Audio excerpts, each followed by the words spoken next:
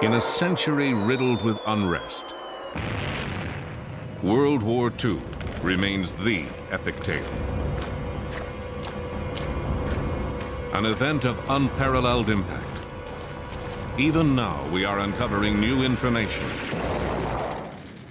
about secret weapons and villainous tactics, about extraordinary heroism and boundless shame, about a time when one life, or one bullet, or one bomb separated infamy and glory, defeat and victory, tyranny and freedom. Untold stories of World War II.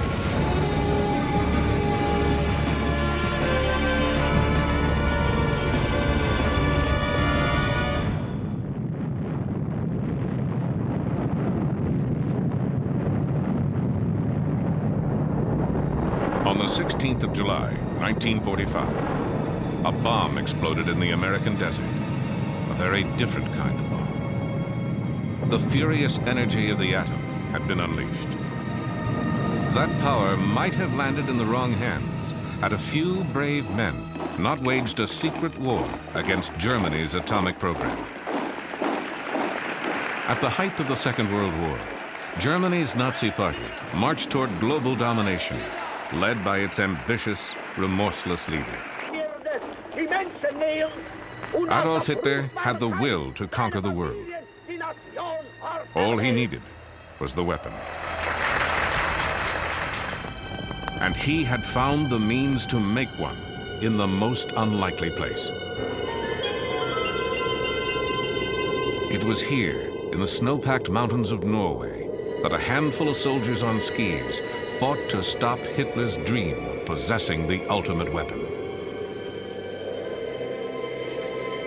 Old men now, they remember how they risked their young lives for the cause of liberty.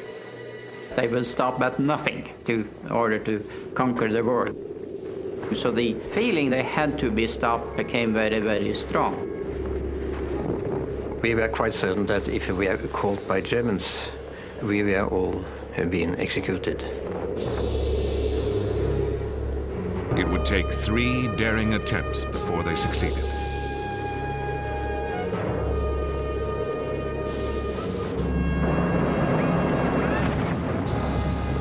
April 9th, 1940. German warships penetrated Oslo Fjord. The Blitzkrieg had come to Norway. Within 2 months, the besieged nation was forced to surrender.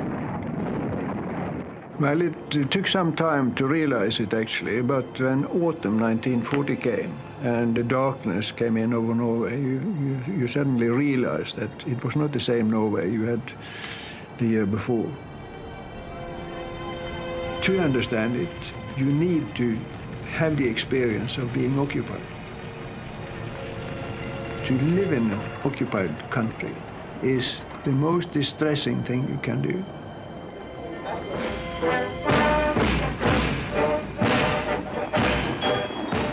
A vast occupying army flooded the country. The Nazis now controlled all aspects of Norwegian life. No, actually a war between each Norwegian and each German. We had to do the best out of it. I think that was the common opinion. Inside, of course, most Norwegians hated them.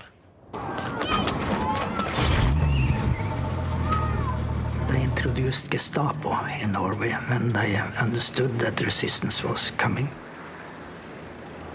Started arresting people, torturing people, killing people, etc., etc.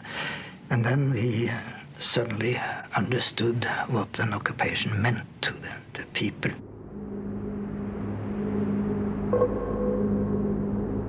Hitler's grasp extended into every corner of the country. In this remote Norwegian valley, the Germans seized a very special prize: the Norsk Hydro factory. Surrounded by mountains, the factory had been built on the face of a cliff overlooking a deep and impassable gorge. For the Nazis, it was an ideal location for a wartime project, difficult to bomb and easy to defend. But to the generals in Berlin, Norsk Hydro offered even more. In 1940, it was the only hydroelectric plant in the world producing large amounts of an extremely rare substance, deuterium oxide, also known as heavy water.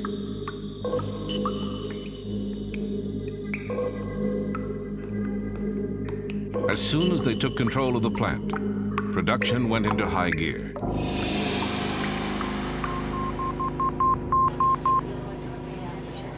When word reached Great Britain, a powerful sense of foreboding swept through the Allies.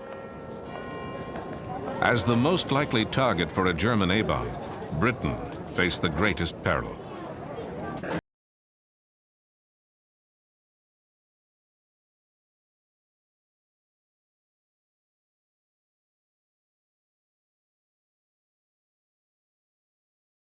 Winston Churchill's spirited defiance of the Nazis became a rallying point for resistance fighters from all over conquered Europe. Young Norwegians, eager for combat, joined the army of exiles gathering in Britain. There was no sacrifice that was too big to try to get the Germans out. Clean rifle. Well done. The British created a secret organization, the Special Operations Executive, to fan the fires of resistance. You volunteered and you were trained by the British to go back to Norway and work behind the lines on sabotage, instruction, reporting, radio information, wireless operating, and that sort of thing.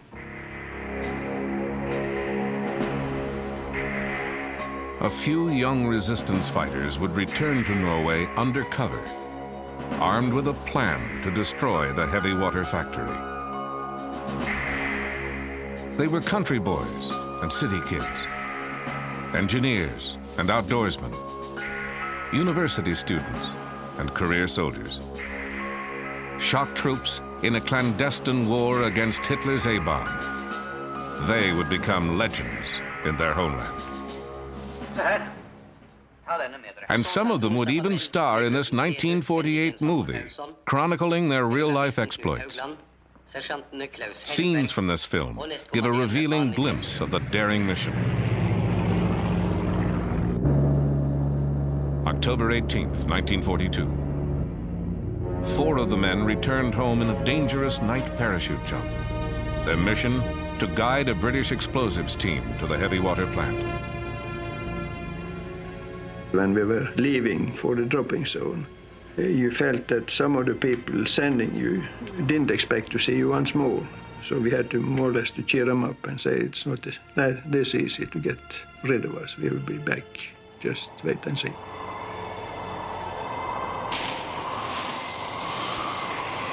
Our target is the heavy water production. That was all. They said it's important and we have to destroy it. I knew that heavy water was important for the Germans' weapon production, but in which way, I had no idea. The commando's first objective was to establish a secret landing field on the Hardangervidda, a huge plateau north of the factory. Crossing that bleak expanse, the Norwegians took over an empty cabin and made radio contact with England. The operation could begin. For the first sortie, the British sent a force in gliders towed by bombers, a plan that needed clear weather. But over Norway, clouds, winds, and snow had cut visibility to near zero. For the Norwegians on the ground, the flight had become a disaster waiting to happen. I tried to get connection with England and warn them, but at that time it wasn't possible. And then suddenly I heard interference in my headphones, and I knew they were not far away. And shortly after we also heard the engines of the aircraft.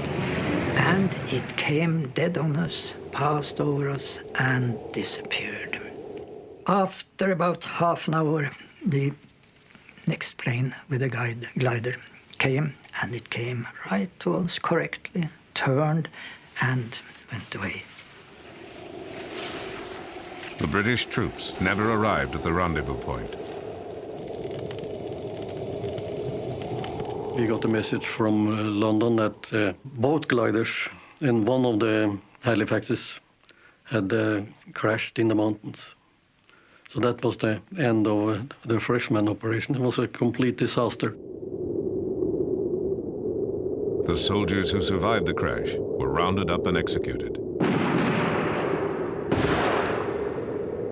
The Allies' secret war against the heavy water factory was now exposed. To avoid detection, the commandos withdrew deeper into the Hardangervidda.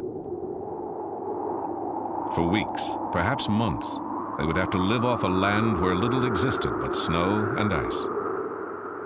When this mission on the gliders failed, we had actually no supplies for further stay in the mountains. So we were dependent upon reindeer. But at that moment, there were few or no reindeer at all in our area because of the wind directions. It was so very difficult to get to the reindeers. But the day before Christmas, Jens, he shot the reindeer. Jens learned that if you take the stomach of a reindeer, you get vitamins from the reindeer moss. So we cut up the stomach and took out the reindeer moss or the contents and mixed it with blood and everything and made a nice porridge mixed with brain. And we were eating it, and it probably saved our lives. So Christmas Eve, we had a real fine party.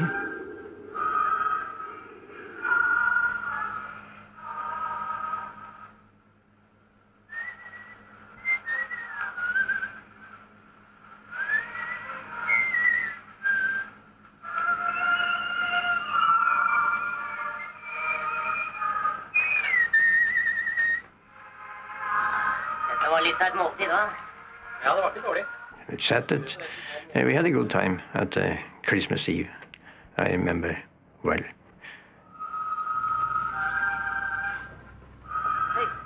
You know your comrades outside and inside. You know what he is going to say before he opens his mouth. They had endurance. They had a will to hold on when there is nothing in you except the will which says to hold on. They would have to hold on through the darkest months of winter. But each day, the Nazi supply of heavy water was growing, drop by precious drop. London had to make a move. A second Norwegian squad, specially trained in explosives, would drop onto the Hardangervidda and join their comrades in an assault on the heavy water plant. February 16th, 1943. Under cover of night, the 6 new men landed. Now the commandos were ready to strike a blow against Hitler's A-bomb, if they could penetrate the factory's formidable and deadly defenses.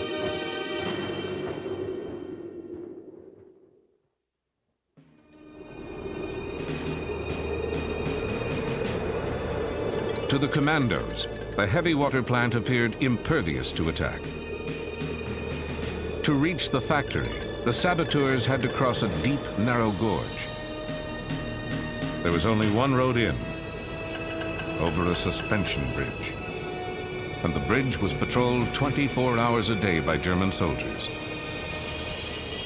Any direct assault would be doomed. But the chasm itself, with its steep, icy wall, lay unguarded. Some of us said we thought it was rather impossible to cross that gorge, but it was decided that one should go down and find out. In daylight, I went down into the valley, I climbed down the gorge, crossed the river, and started climbing up on the other side. And then the same way back, up to my friends up in the mountains, and told the facts that it was possible to cross the gorge.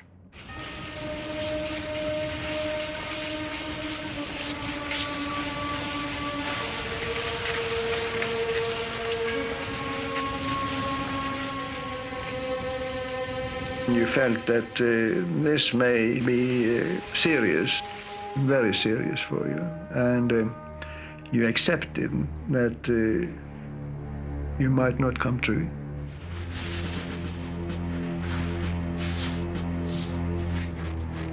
And we climbed down the river and up on the other side, and our plan was to get in position for the attack by 11:30, because at 12 o'clock at night there was a guard shift down on the suspension bridge.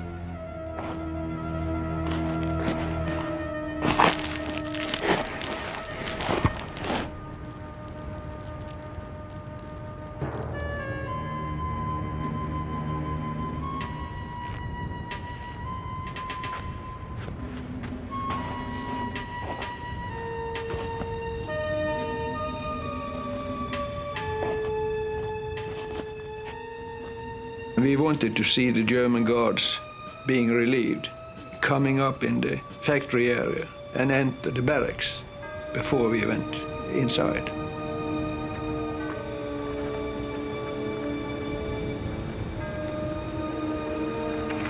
We all thought we would be discovered when we forced the gate, but nothing happened.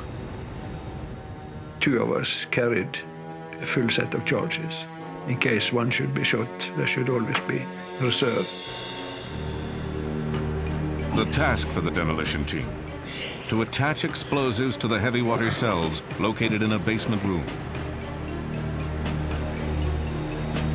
Meanwhile, their comrades on lookout waited. Each passing moment increased the chance of discovery.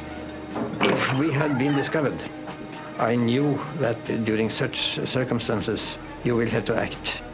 So a shoot, a shot would of course maybe spoil the whole operation. Inside, they overpowered a Norwegian workman. Holding him at gunpoint, the saboteurs placed their charges, pausing only to decide how much time they would need to escape before the blast. Suddenly, they were interrupted by their captive. We broke in and said, "It's all right, you may blow the factory, that's all right, but may I have my glasses, because it's hopeless to get no glasses in Norway today." And you would have thought that you probably said, "Damn your glasses, you have no time for looking for glasses." But instead you dropped what you were doing and you searched all around the room, and you found the holster for his glasses and gave him, and he said, "Thank you very much." And so we went on with taping the fuses. Brillene mine, jeg må ha dem. Har jeg på nesen? Ut da!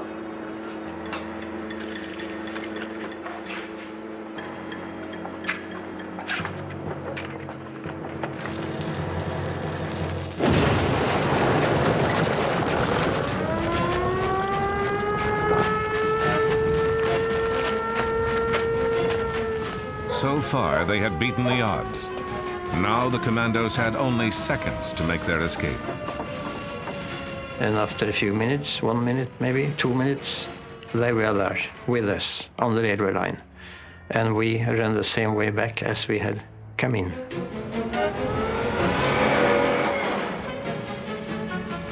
The road condition and the snow condition were excellent, because on the railway quite a lot of the snow had blown away on the outer side, and that was frozen solid ground, and we didn't put a mark. So everything was actually on our side. With determination, skill, and daring, the saboteurs had dealt a crippling blow to their enemy without losing a man. But heavy water had become a German priority, and within 6 months, the factory was back in operation. The Allies had to assume the worst. Nazi scientists were closer than ever to building a bomb. Another attack on the factory was set in motion. this time from the air. In a bold noonday raid, 176 American bombers hurled destruction at the plant. The raid damaged factory buildings and killed civilians in a nearby shelter. But the heavy water, secured in the basement, went untouched.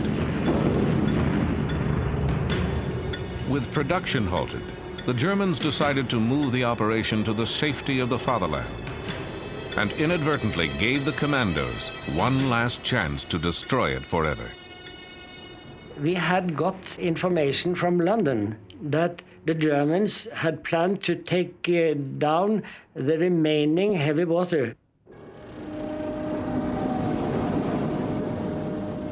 Team members secretly scouted the route. The heavy water would be loaded onto railway cars and taken by train to Lake Tincha. Here, the cars would go aboard a passenger ferry for the 2-hour trip across the lake. A well-placed charge could sink the ferry, and with it, all the heavy water. But sinking a public ferry meant paying a terrible price. Our conclusion was that the sinking of the ferry was about the only possible solution. It would have to be civilian sabotage, which was naturally a very serious thing to deal with. There was no doubt in our mind that there were going to be human lives taken. And furthermore, it could be anybody. And Rjukan was a small town, and it was really almost like all family. Fearing neighbors and friends might die, the Norwegians sent an urgent message to London. The British reply was immediate and uncompromising. It has been talked over, and the conclusion is the heavy water has to be destroyed. Good luck. And when you get such a message from London, you have to do it. Not to be drastic, but anybody in my family was scheduled to go on that ferry. I couldn't do anything about it.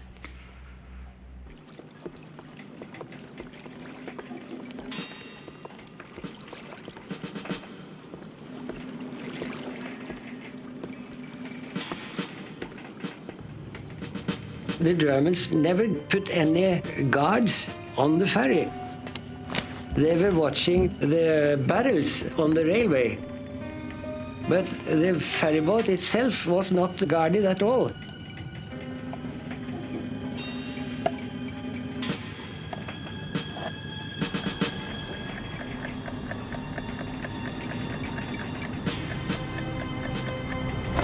At 10 o'clock on a quiet Sunday morning, the ferryman cast off from the dock on schedule.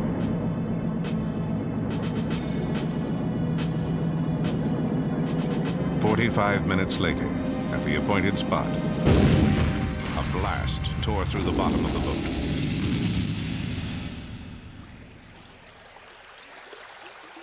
It was a very, very hard blow, and the ferry rapidly rose. And the cargo on the ferry, they were railway wagons, you see, so they rushed down and tilted the ferry still more.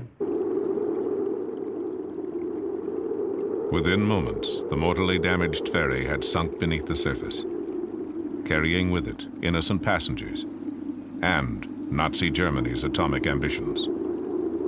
The heavy water being on board went down with the ship, and it's still on the bottom of the Tincha Lake.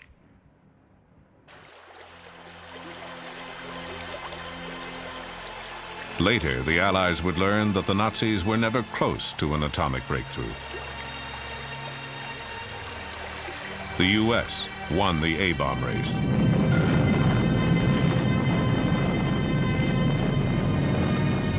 Within months of the German defeat, America dropped the first atomic bomb. But in the Allies' hands, the bomb helped to win a war, not perpetuate one. If Hitler had the bomb, he might have used it to devastate the world. The Norwegian resistance fighters did their part to stop him. Their mission was one of the greatest feats of sabotage in military history, something that had to be done at all costs, and was. You have to fight for your freedom and for peace.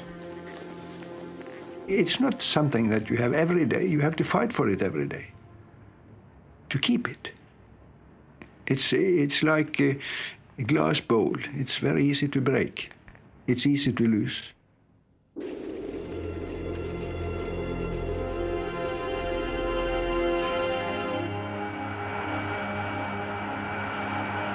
Half a world away, on December 7th, 1941, Americans learned the cost of freedom when Japan devastated Pearl Harbor.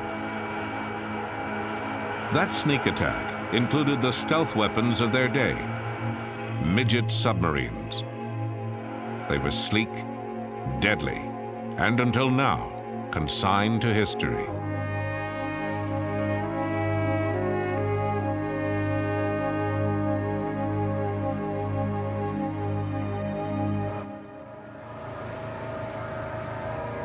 The National Park Service and the U.S. Navy have searched for the wreck of a Japanese midget submarine. An hour before the Japanese savaged Pearl Harbor, a U.S. destroyer sank the tiny vessel. The encounter could have warned American forces that bombs and torpedoes were about to rain on Battleship Row, but it did not. Now hold that. Shift her around. Marine archaeologist Dan Lenehan directed the hunt for the midget sub. Jim Delgado was the project's historian. Their collaboration grew out of earlier research below the surface of Pearl Harbor. They searched for evidence of a bygone conflict, a battle waged underwater by 5 midget submarines. One sub played a special role. And what's particularly exciting about the midget sub that's outside the entrance is it would have represented the first exchange of hostilities between the United States and Japan in World War II. And because remember that this sub was sunk an hour before the planes attacked Pearl Harbor. It's an incredibly important, significant find if we could do it. The search for the midget sub focused on a square mile of debris-laden bottom. The area is a graveyard of war relics, like this old Navy plane. 1,000 feet down in the darkness, everything begins to resemble a sub. But what they're looking for is 80 feet long and 6 feet across. It carried 2 torpedoes and was manned by an officer and a navigator. They were going to come on in, sit and wait, and then when the attack occurred, when the planes came in, when all hell broke loose in Pearl Harbor, they would surface, fire their torpedoes, wreak as much havoc as they could, swing around Ford Island, head back on out, and then rendezvous with their mother subs to be taken back to Japan. The mother ships moved into position off Diamond Head before midnight, December 6, 1941. They arrived ahead of the Imperial Navy Task Force. Each mothership had a midget sub strapped to its hull. The larger craft would release the midgets before dawn and retrieve them after the attack. But the tiny vessels would never return from the battle, a clash of giants that had been brewing for years.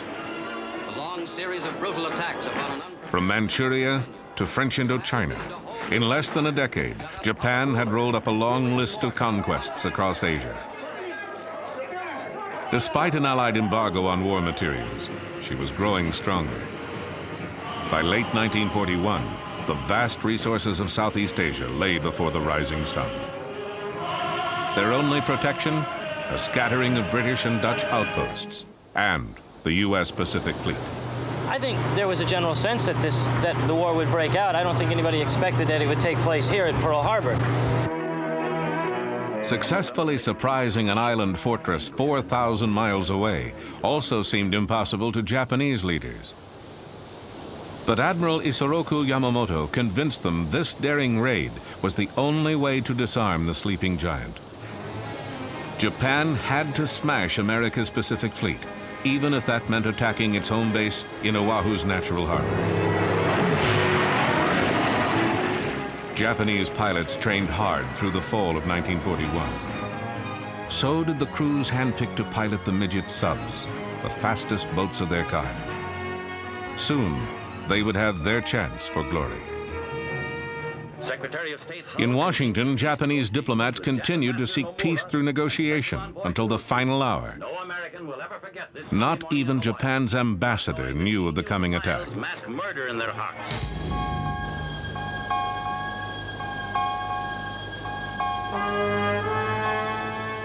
December 7th, 1941. As Oahu slept, the Japanese task force brought 350 attack planes into striking distance of Pearl Harbor, just 200 miles away. In Washington, military intelligence teams had broken Japan's diplomatic code. They knew an armada was somewhere in the Pacific, but they did not know its destination. Near Diamond Head, dawn was approaching. The Japanese mother subs surfaced to release the midget submarines. But something went wrong. At 6:30 a.m., a seaplane pilot and a freighter crew reported a strange sub approaching Pearl Harbor. The captain of a nearby destroyer, the USS Ward, realized intruders were trying to penetrate the fleet's defenses. His gunners opened fire. The midget sub began sinking in 1,000 feet of water. Depth charges finished her off. The Ward reported the sinking twice. But before notifying Pacific Fleet Commander Husband E. Kimmel, District Headquarters waited 30 minutes. The delay was all the attackers needed. News of the sub might have prevented what happened next. Well, the message was radioed in that they'd fired on and depth charged this sub. It didn't reach Admiral Kimmel. It wasn't until just a few minutes before the attack commenced in earnest with the planes coming in that the Admiral was finally phoned and told, look, we got this message in from the commander of the ward saying that he's fired upon a sub operating in an offensive zone. Kimmel says, well, why wasn't I told about this? He's putting his uniform on, he's heading out, and at that moment, the planes come screaming in overhead, the bombs start dropping.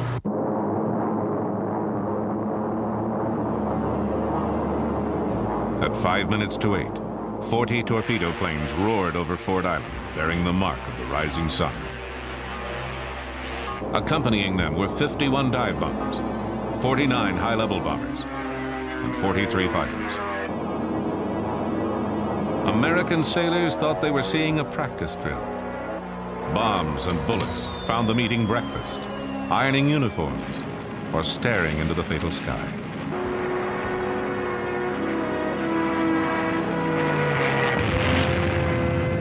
Arizona, Oklahoma, California. One by one, the great ships sank. The West Virginia alone took 6 torpedoes and countless bombs. Pearl Harbor's air defense burned on the runways. Only a handful of pilots managed to scramble into a sky thick with enemy planes. The midget sub's moment had come, but one had been sunk by the Ward. A second was depth charged outside the harbor. Of the 3 that remained, 2 posed a threat to Battleship Row. Between waves of attacking planes, Sub 3 fired a torpedo and missed. Moments later, it was rammed and depth charged by a destroyer making for the open sea. Sub and crew hit bottom. Overhead, the Japanese continued their assault. But now smoke and anti-aircraft fire obscured their targets. The sleeping giant had awakened. Ripped by a bomb that set off an ammunition magazine, Battleship Arizona blazed toward her doom. Survivors staggered into waters aflame with burning oil.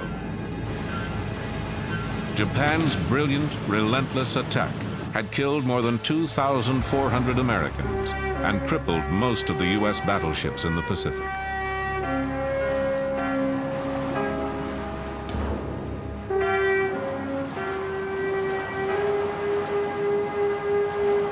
For the midget subs, though, the battle was not as glorious.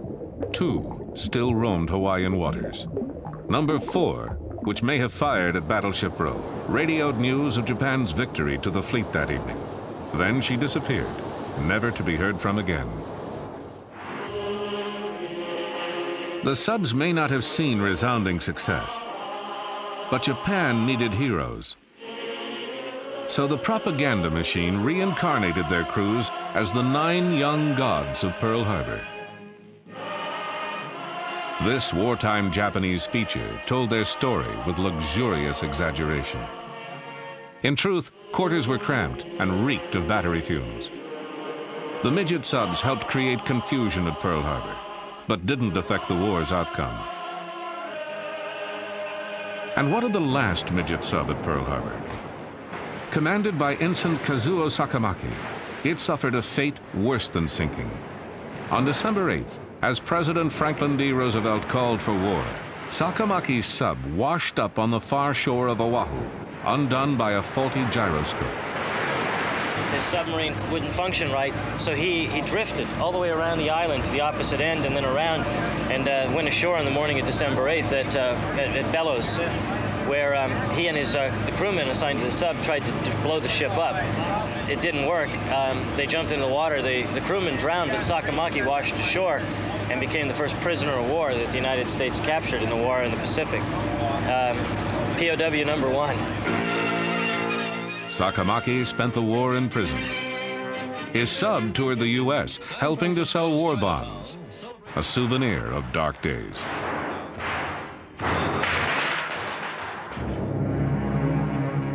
At war's end, after throwing its all at U.S. forces, Japan let slip a new weapon of terror.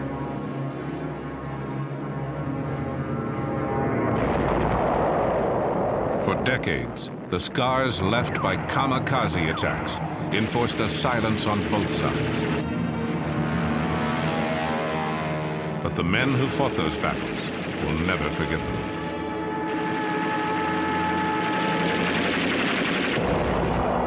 (1944). Japan, its back to the wall, made a final fanatic effort to stave off defeat. In an act incomprehensible to Americans, the Empire ordered thousands of men to certain death.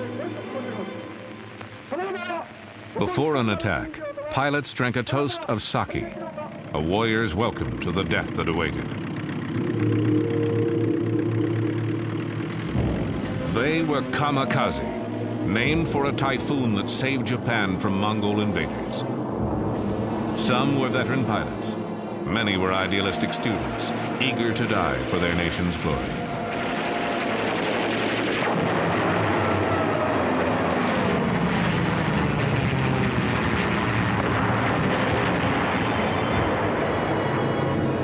Kamikazes inflicted awful punishment on their enemies. More than 3,000 flyers dove to their deaths. They sank 57 ships and damaged more than 300 others. Their attacks killed at least 3,000 Americans and wounded more than 6,000. The kamikazes were the deadliest weapon ever launched against the U.S. Navy, so frighteningly effective that their existence was initially kept secret from the American public.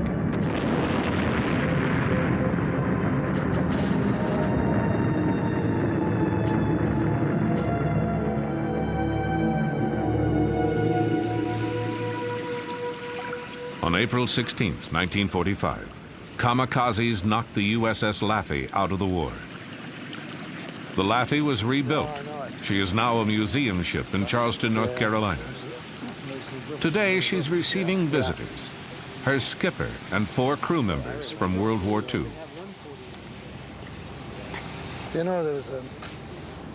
The sight of their ship raises a tide of memories for these comrades in arms.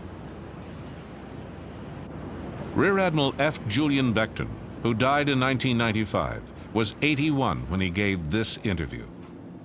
He commanded the Laffey during the invasions of Normandy and the Philippines. Steaming toward Okinawa, he knew what perils lay ahead. The kamikazes were the most effective weapon that the Japanese developed during the war. And it was a desperate effort on their part to do it, but they were terribly, they had a terrible effect on our ships out there. Ensign James Townley would win a Silver Star for his valor aboard the Laffey. My opinion of the kamikazes were that they were misguided people. And then we learned more about them. We found out that, yes, they were the sons of the divine wind, or whatever they chose to call them. We call them one-way Charlies. And we were really scared to death of them, because no matter what you did, unless you could shoot them out of the air, they were coming in. Gunners mate second class Lawrence Delusky would earn a Bronze Star before his 21st birthday. Everybody has their own way of thinking and their own ideas. And their ways didn't suit us. I certainly didn't feel as complacent as I feel now 45 years later. At that point, I was ready to kill them all. In Japan, another group of old comrades gathers for a reunion. These men were once the elite of the Japanese kamikaze corps, the Thunder Gods. They should be long dead, but they survived. Some because they flew fighter cover, others because seniority kept them out of combat to await America's invasion of the homeland. Now largely forgotten, they once made up an awesome attack force. Their weapon was the Oka, which meant exploding cherry blossom, but Americans gave it the code name Baka, meaning fool. The weapon for another type of kamikaze attack, a Baka bomb captured on Okinawa. It's a 2.5-ton flying bomb dropped from a mother plane and carrying a suicide pilot. 3 rocket propulsion units are set off on approaching the target, giving a maximum level speed of 535 miles an hour.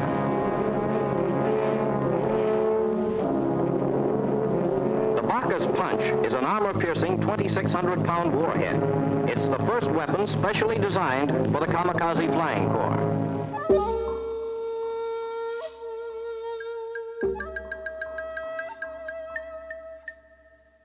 Reserve Lieutenant Hashiro Hosokawa was a senior member of an Oka squadron.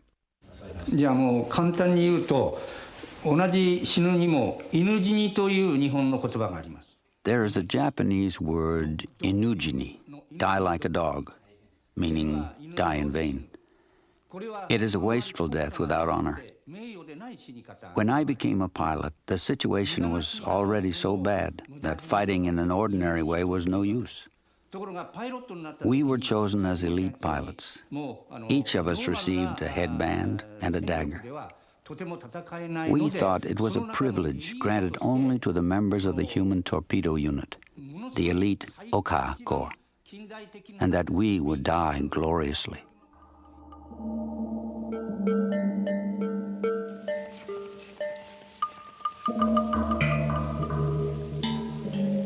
These were the Thunder Gods. All had volunteered. All were ready to die. Each year, they gathered to pray for their fallen comrades. Commander Kunihiro Iwaki was vice commander of the Corps. 海軍の伝統としましてね。 The war situation was going so badly for Japan at that time that we realized that any semblance of normal military tactics could not possibly succeed. And we had to do the unthinkable or the incomprehensible in terms of the military acts in a last-ditch attempt to primarily get the American aircraft carriers. Given that situation, the men realized they had to become one with the bomb in that last final struggle. Lieutenant Morimasa Yunokawa commanded an Oka squadron. The thought of my death crossed my mind only for a fraction of a second. I was then thinking of only to serve. No matter how you try to understand how things were then, now in this peacetime, I don't think you can. A kamikaze could send a ship to its grave, but each flyer had only one chance for success. Pilots were supposed to aim for battleships and aircraft carriers, but destroyers and their radar gear were also targets. Aboard the Laffey, nervous sailors repeated tales of picket ships breaking in half and sinking immediately. The crew would always debate where is the safest place to be. That was always the big talk. Is it safer to be below, or is it safer to be on deck, or in the bridge, or wherever? They all had their own theories about where was the safest place. Of course, there was no safe place.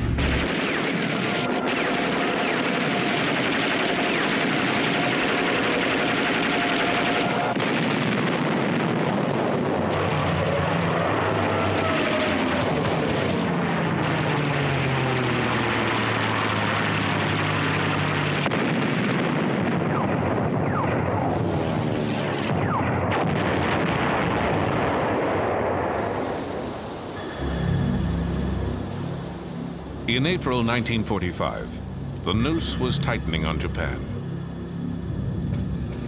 As the Battle of Okinawa began, destroyers patrolled 50 miles closer to Japan, tempting kamikazes taking off from the mainland. Suicide attackers had sunk several destroyers on this battle station. Now it was the Laffey's turn to stand watch. On April 16th, the ship began its third day on the perimeter. The mood aboard was tense. At 8:27 a.m., the Laffey's number came up.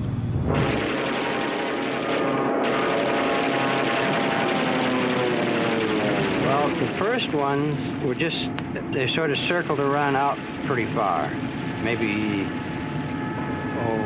10,000 yards, and they'd and then all of a sudden, it's like some sort of signal, they started coming in, and first they just came in one or two at a time, but then they started coming in several at a time, and you just couldn't take them all under fire, so that's when we started getting hit. For 80 minutes, the Laffey's crew fought off the heaviest kamikaze attack ever on a single ship.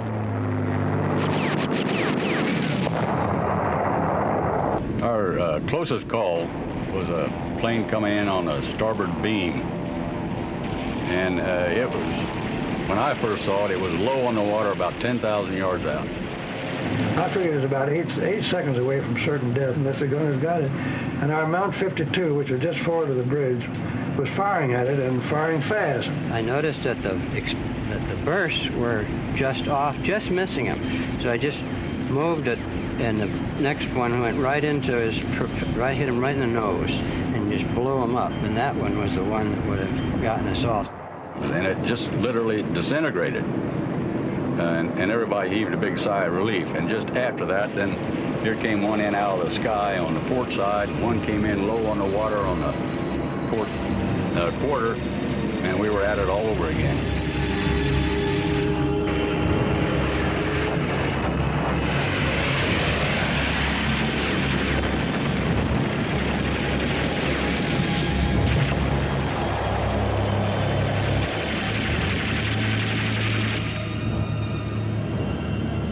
Morning of April 16th, we had a suicide plane hit us right about here. It hit with enough impact so that this gun was blown up, canted upward at more than a 45-degree angle. The motor of that plane skidded along the inside of this left-hand gun and wound up at the hatchway in the back of the gun on this side. And when he hit over there, I was blown up the deck about 15 feet. When I regained consciousness, that's where I was.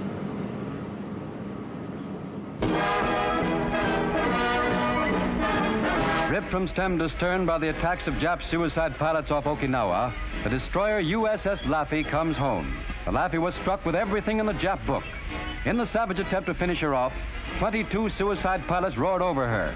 7 bomb-loaded planes crashed on her decks. The final score was 9 enemy planes shot down by the Laffey. But 32 of her brave men were dead or missing, and 60 were wounded. In the words of her skipper, Commander Beckton, she was truly the ship that would not die.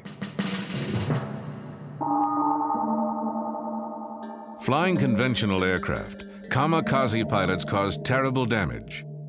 But the Oka Corps never really got a chance to affect the war's outcome. The bombers that carried the Okas were slow, and American fighter pilots shot down most of them before they could release their deadly cargo. By war's end, Hosokawa was his unit's only surviving officer. He found the transition to peacetime troubling. それからちょうど台風眼の中にいちゃったんじゃないかと。All of a sudden, the war was over, and I had the feeling of someone who had been in the eye of a typhoon. And suddenly the typhoon is gone. The weather is clear and beautiful. No one, nothing is left but myself. And the feeling is, why? It's a very strange feeling that I cannot understand. Why the typhoon spared me. Thankful, dear Father, that you saw us through these difficult days. They were doing Dear Father, we will what they felt was right, just as we were doing what we felt was right. It had to be. How else could you put your life on the line for something you didn't believe in? preserve this ship and for the cause of freedom. We ask, dear Father, that their memory continue with us always.